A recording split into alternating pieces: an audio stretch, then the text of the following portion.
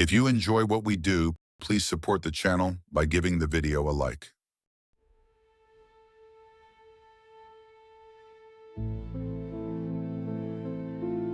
When I was fresh out of high school, I was in a bit of family drama. I needed a temporary place to stay and had to find a quick job to support myself. I had the ambition to push myself through college and ended up in a bad spot. I barely slept, I had no social life, and I couldn't find the time to do the most basic stuff. I didn't have time to cook, so I basically lived takeout box to takeout box. The only place I could find within my price range was a refurbished storage space.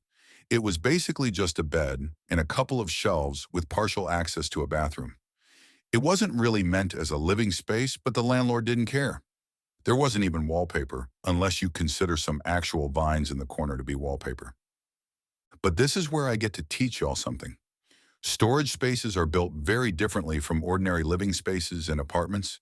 They're not isolated the same way, and this space was lined with something nasty. My immune system was crashing hard from months of vitamin deficiency and unhealthy habits. And in combination with an awful living situation, I got a bad infection. Like really bad. My throat got so swollen that it looked like I'd swallowed a whole apple. I could barely breathe. I got one of the worst fevers of my life, and I had no insurance. I ended up crawling back to my parents. It was humiliating.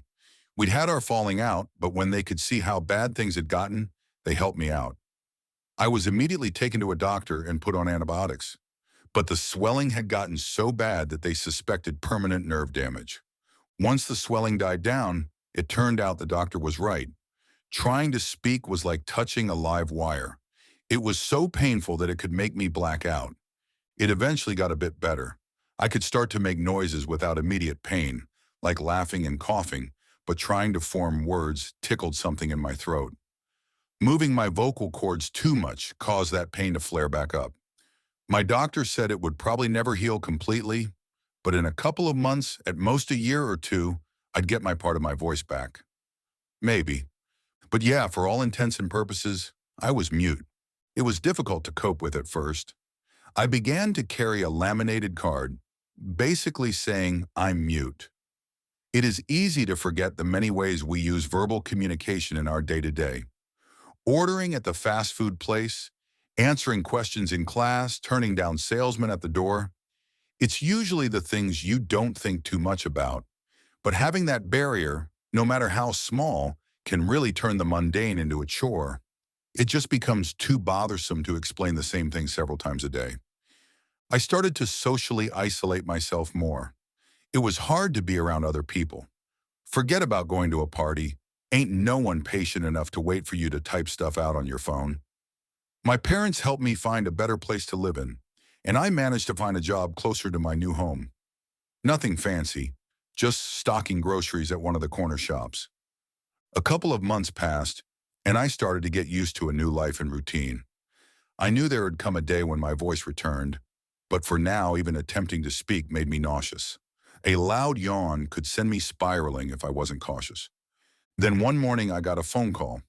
I'd been up late the previous night and didn't think too much about it. Out of reflex, I pushed to answer the call, held it up to my ear, and opened my mouth to speak.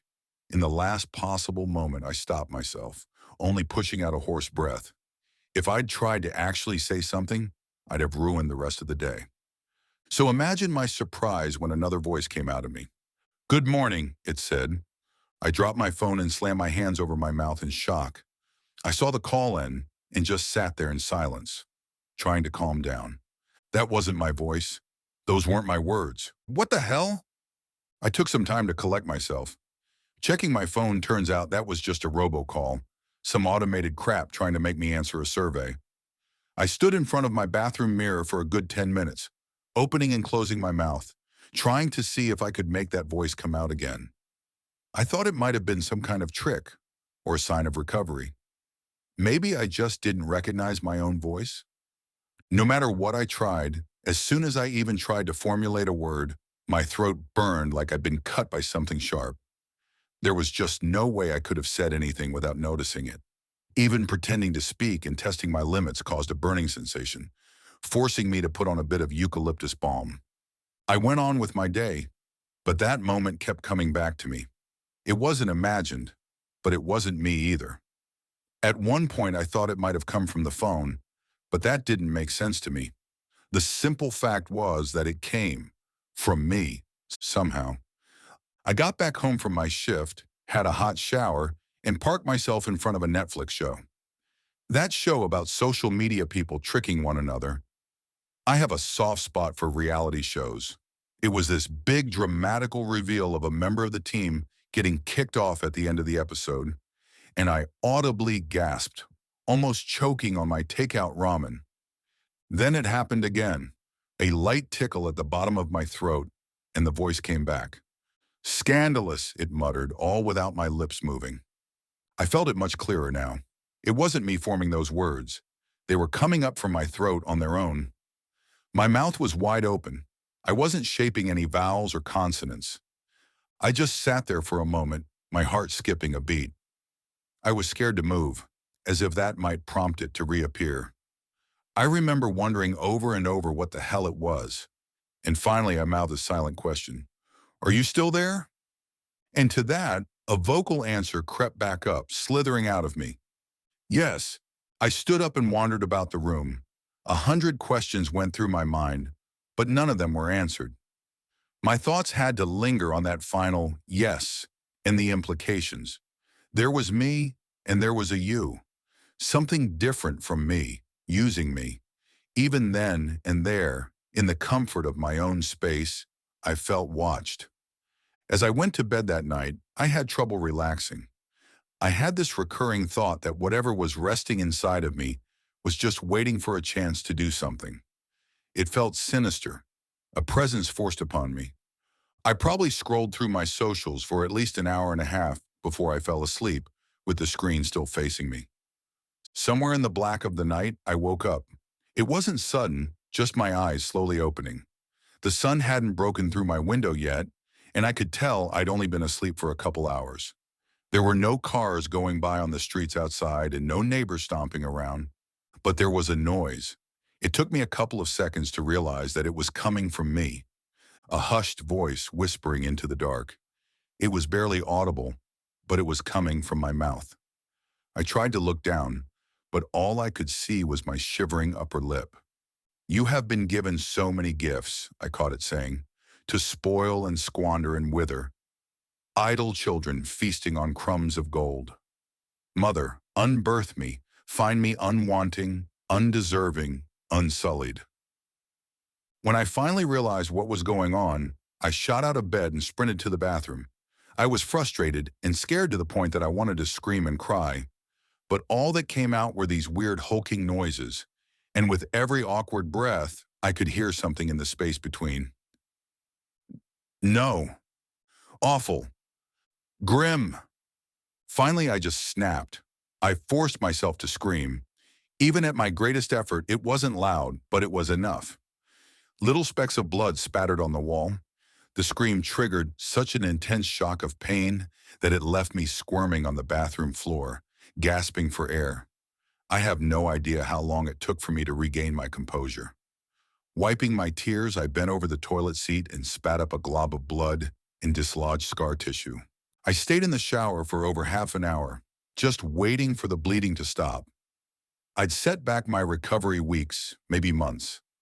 But hey, at least the voice was gone. Perhaps it needed some part of me to speak, a part that I'd damaged. I had a few spots of blood on my pillow the next day. I'd barely slept. Still, I dragged myself to work. I tried my best to keep out of the spotlight, get a quick nap on my lunch hour, and keep to myself. I didn't want to try and explain what I was experiencing. I had tried to type out a message for my parents, but there was no way they wouldn't overreact. They would probably think I was on drugs or suffering some kind of schizophrenia. They always assumed I was at fault for whatever ailed me. That was their go-to response. They couldn't accept that sometimes things were just out of my control. I gave up after the sixth draft. I couldn't find the right words. As my shift ended, I made my way home. My favorite takeout place was packed with people from some kind of work outing, so I had to shoulder my way forward to the counter. Maggots. The word just fell out of me, whispered into the ear of some random passerby. I saw them turn around to look my way, but they didn't say anything. The look he gave me was the first actual proof that this wasn't just my imagination. This was a real, physical thing. And the look he gave me was nothing short of disgust and confusion. I forced my mouth shut, but it didn't help. I could feel the air push out of my nose as another sentence reverberated in my mouth. Damn them all. I stopped a few feet from the counter as I took notice of people turning my way. I tried to hold it back, holding my breath, but little puffs of air made my cheeks expand like a chipmunk. When I finally let go, it was just a non-stop barrage of word salad pouring out of me. Not loud, but not quiet. Just enough to make me look like a blathering madman. I turned to leave. A worried 40-something office worker tried to touch my shoulder and ask if I was okay, but the voice in me snapped back. "I'll suck the skin off your knuckle," it hissed. As I left, I looked back one final time. About half a dozen worried faces looked back at me. Faces turned from curious to wide-eyed bewilderment. As I stepped away into the dark, the voice made itself known one last time. "Yet, leave. Make us lonesome." Coming back home, I positioned myself in front of my mirror. I didn't even take my coat off. I just took out my phone, held it up, and opened my mouth. I wasn't going to let it use me. I wanted it on camera. I needed something to prove I wasn't delusional. I tried to coax it, to ask it questions in my head. I tried to make it come forward, but nothing seemed to work. I must have stood there for a good half hour until my jaw started hurting. Not a single peep or noise. It was just me staring at my own teeth in silence. I was so goddamn frustrated. I wanted to scream and shout, but I couldn't. I ended up throwing the mug with my toothbrush across the room, shattering it against the hallway wall. All I managed to get out was a couple of grunts, and even that burned my throat like I was licking a welding torch. Leaving the bathroom, I kneeled to scoop up the mug pieces. As soon as my knees touched the floor, a gleeful little whisper escaped me. "I won't dance to your tune, puppet," it chuckled. "Stay on your knees." I bit my tongue. I was so frustrated I could cry. That night, as I lay down to sleep, I could feel the voice just inches away. There was a little push in my stomach every time it was about to speak, and I felt that push all night long. It was always just a breath away, but the words didn't come. But as I finally closed my eyes and yawned, it returned. "You need to submit." I gently shook my head, rustling my hair against the pillow. "You have to." And again I shook my head. The tension in my chest remained, but nothing more came out. I hugged a pillow, made myself comfortable, and tried not to think about it. Moments later, it came back with a vengeance. My lungs pushed themselves empty and a cramp crept up my spine. I rolled onto my back and felt my stomach force itself upward. My mouth opened, and I had this dreadful feeling. It felt like being trapped under ice, desperate for air. For a moment, nothing happened. I just hung there, my body tense and out of control. Then a scream. It resembled a woman being murdered. Scream, after scream, after scream. Begging for help, squealing in pain, crying. I couldn't stop it. I forced myself to roll over to try and block it with a pillow. But it didn't help. It was so loud that my ears rung. I scrambled out of bed, still feeling this constant flow of screams pushing its way out of me. Trying to hold my breath just built up this unbearable pressure, like my lungs were going to explode. I didn't even know what I was looking for. I dug through kitchen drawers, spilling forks and knives onto the floor. I tried stuffing a dish towel into my mouth just to dampen the noise, but it was useless. There was nothing I could do or say. It was going to continue no matter what. Finally, there was a knock on the door. A few final pleas for help escaped me as two police officers burst through the door. In that moment, the voice stopped. They had a hard time believing that screams came from me. "First of all, I'm a man." The voice was clearly female. Second of all, I couldn't talk. They found the laminated "I'm mute" note in the hallway. There was no way they could believe a mute man could make that kind of noise. Then again, they couldn't find a victim either. Confused, they had me get dressed and took me down to the station. The process was surprisingly quick. Rushed even. They said they were holding me until they could find out what the hell had happened, but they refused to get me something to type on. Not even my phone. There was no way for me to explain what was going on, and as a result, I just had to wait it out. I spent the night in a holding cell, expecting every breath to taunt me. I shared that cell with another person. I have no idea what he was in for, but he had the look of someone who wasn't afraid to get violent. Something about his eyes said he was itching for a fight. He was easily 6'4", and his leg kept twitching. I tried to avoid eye contact, but as the hours passed, he was getting antsy. When he finally locked eyes on me, I knew it was going down. "Stop staring at me," he said. "I'll rip your fucking eyes out." I looked away, but he didn't care. He was pacing back and forth, trying to provoke me, goading me into a reaction, calling me all kinds of awful names, accusing me of being something I wasn't, and doing something I didn't. "Little bitch," he'd say.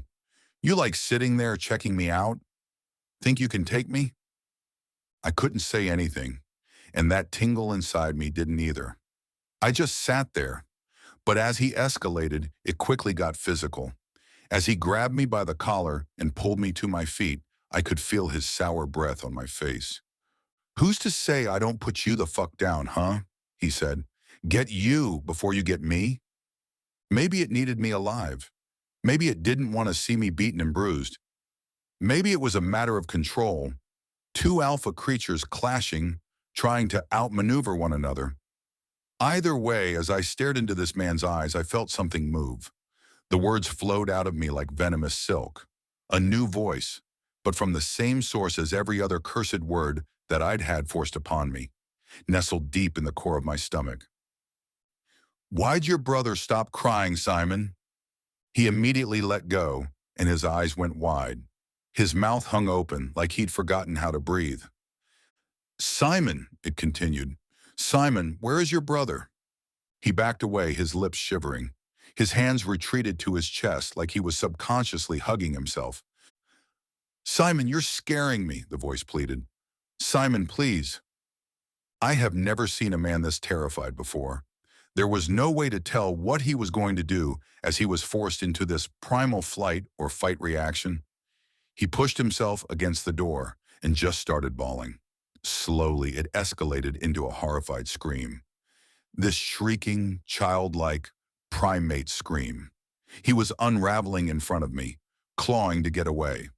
A chuckle escaped me, and it grew into a laugh. I tried shaking my head, pointing at my throat, but nothing helped. For all intents and purposes, it was me doing this to him. There was no comfort in saying it wasn't. Not that I could if I wanted to. He was taken to another holding cell, and I spent the rest of my night alone, curled up in a corner. Quiet. Somewhere in the space between sleep and dream, I heard it again.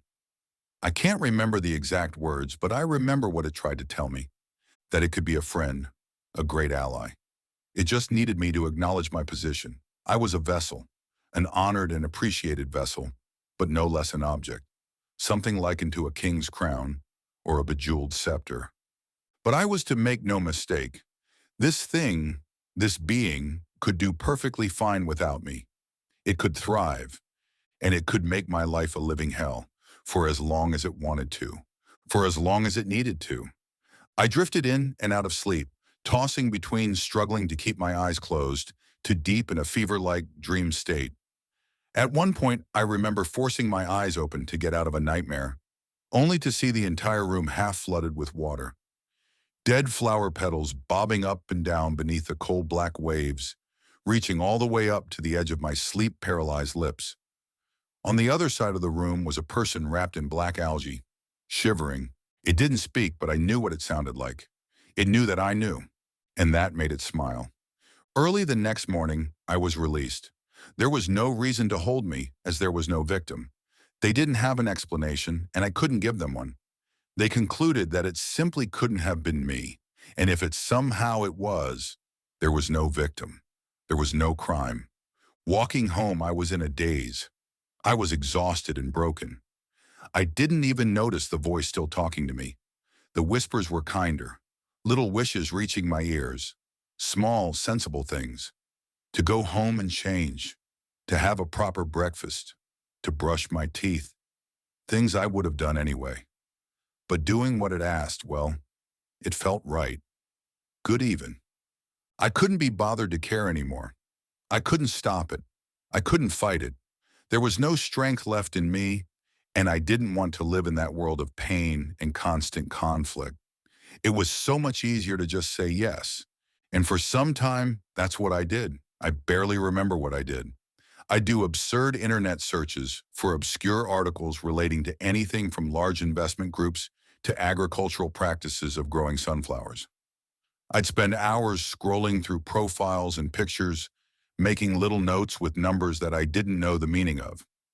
It all felt like an improvisational dance, making little movements just for the sake of a stray thought. It wasn't inherently malicious, but every now and then, there'd be something I didn't want to do. To follow a stranger home and make note of where they lived. To note which bus someone would take on their way home from work. To ask someone's name only to look it up online later. Something in me was forcing me to map out people, their actions, and their routines.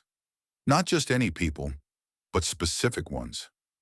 They seemed to have little in common, but the voice was adamant, and every time I hesitated or said no, I knew I was in for a world of hurt. It wouldn't take much for me to change my mind. A little chuckle, a sigh, a knowing purr. One night I found myself staring at my reflection in the bathroom mirror. I was wearing a black cap and sunglasses, and I came to the realization that I had no idea what I was doing. When had I even bought that cap? Did I have a new jacket? Something had snapped me out of my daze, and I didn't even realize what or why. I looked down at my leather-clad gloves. I had some kind of rope in my pocket. I was about to go out and do something, but I didn't know what. I'd shaved my head and trimmed my eyebrows. I had these heavy bags under my eyes as if I hadn't slept for days. I'd lost a lot of weight, and my cheeks had lost a bit of their rosy vigor. On the side of the bathroom mirror was a tiny speck of dry blood. It occurred to me that it was from that very first night when I had challenged the voice, when I had forced it quiet with a scream of my own. It was a stark reminder of just how much pain it took for me to shut that thing up, even temporary. But looking at myself as I was starting to come to terms with just what it would take for me to resume a normal life and to stop whatever the hell I was about to do. "Huh, I can hear your doubt," it whispered. "Tools don't doubt." The words brushed against my lips, escaping into the room. It left some condensation on the bathroom mirror. I wiped away the speck of blood, looking at it on the top of my finger. "We have work to do," the voice continued. "Come now." I shook my head. I knew I was going to regret it, but I didn't want to do this anymore. I didn't know what it was making me do, and the realization that I had no idea where my life even was anymore felt like ice running up my spine. I'd lost control. I'd handed over the reins. How long had it been? Weeks? Months? What had it made me do? I shook my head again, mouthing a quiet no. My body tensed as my jaw was forced open. I could hear a laughter bubbling up from inside. It was pleased. It wanted me in distress, and it made no secret of it. I thought back on that first night. I'd screamed so bad that I damaged my throat, but no matter how painful it was, it had accomplished one thing. It had made that damn thing shut up. I grunted. I could feel an uncomfortable poke at the vocal cords, but that was it. I grunted again, louder. I forced a groan through my throat, and this time it started to burn, like swallowing boiling water. "No," it whispered. "This will not do." With a twitch of a neck muscle, it slammed my head into the bathroom mirror. It felt like blinking, but when my eyes opened, I was standing on an unfamiliar street. It had moved me. Something warm was running down my forehead, partially dry. I was clutching a knife, slowly making my way through an alleyway. This time I forced myself to growl, rattling my vocal cords. It felt like being slowly chainsawed, but I could tell it wasn't just hurting me. My knees buckled and I fell forward, dropping the knife. When I got up, I had moved again. I was somewhere off the highway, walking towards a car that had pulled over for me. Maybe they'd mistaken me for a hitchhiker. I turned the other way, trying to wave them off as I steeled myself for my greatest effort yet. I knew it was going to be painful, maybe the most pain I'd felt so far. The thought of it made my eyes tear up, but maybe it'd be enough for that thing to finally shut up for good. I got down on all fours by the side of the road and just screamed. I screamed repeatedly, and I could feel the pain tearing through me like a hot knife. A stray thought cried out that maybe this was for nothing, but I couldn't bear it. I had to believe that this was going to work. I kept screaming over and over. The coughs bubbled up, and as I spat my blood on the asphalt, I could feel something tickling my throat. Pointless, it whispered.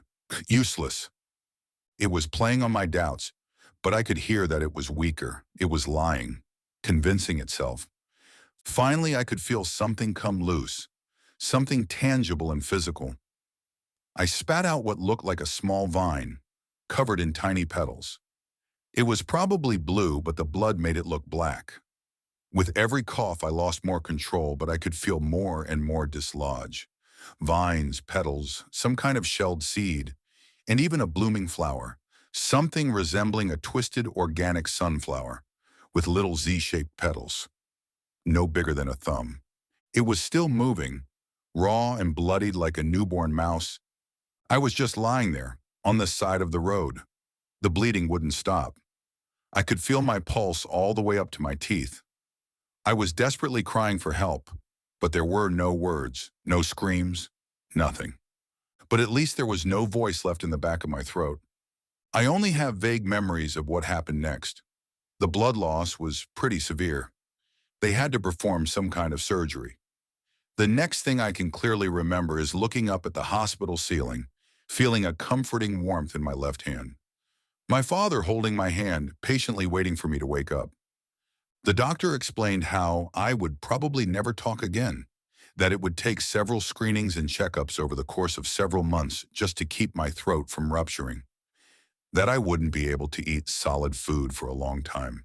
There were technical terms, projections, hopes, and fears. But the greatest problem, to me, was already solved. That thing was gone. Whatever had lived in me had been ripped out by the roots, and I was in control. I was finally back in total, actual control. Now, this was a couple of years ago, and I don't like to look back on it. Even mentioning it makes people look at me funny. Most of my immediate family think it was a psychotic episode. I've become that family member that you have to be a bit careful around, it seems. I'm hoping it will fade in time. I'm not sure where that thing came from. I think it might have lived in that storage space as some kind of spore. Maybe it was something I ate. Whatever it wasn't just this metaphysical manifestation.